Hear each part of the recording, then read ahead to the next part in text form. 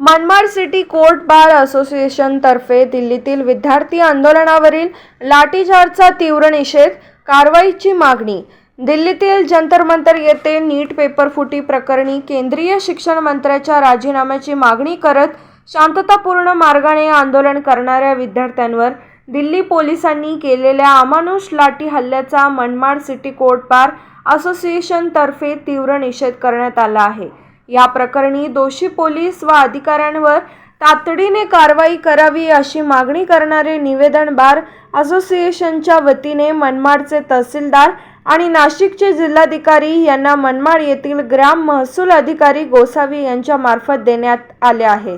संविधानाने प्रत्येक नागरिकाला सनदशीर मार्गाने आंदोलनाचा अधिकार दिला असून दिल्ली पोलिसांचे हे कृत्य माणुसकीला काळिमा फासणारे आणि संविधानाच्या अधिकारांची पायमल्ली करणारे असल्याचे वकील संघाने निवेदनात म्हटले आहे। असोसिएशनचे अध्यक्ष advocate Kishor Sonawane, advocate Suresh Patil, advocate Shashikant Vyavahare, Sudhakar More, Kumbhare, Agarwal आदी वकिलांनी या विद्यार्थी आंदोलनाला जाहीर पाठिंबा दिला आहे। SS न्यूज मराठीसाठी मनमाडहून जिल्हा प्रतिनिधी माधुरी पगारे यांचा रिपोर्ट।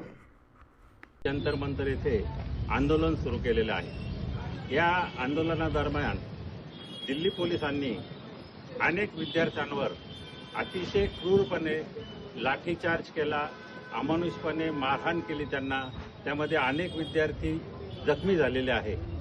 वास्तविक भारतीय संविधानानुसार प्रत्येक नागरिकाला त्याचा आंदोलन करण्याचा अधिकार दिलेला आहे आणि हे विद्यार्थी जे आहे शांततामय पद्धतीने आणि सनदशीर मार्गाने त्यांच्या मागण्या ज्या आहे त्या शासनाकडे मागत असताना अशा पद्धतीने त्यांच्यावर जो काही अत्याचार केला, जो हिंसाचार केला, तो अतिशय निंदनीय आहे।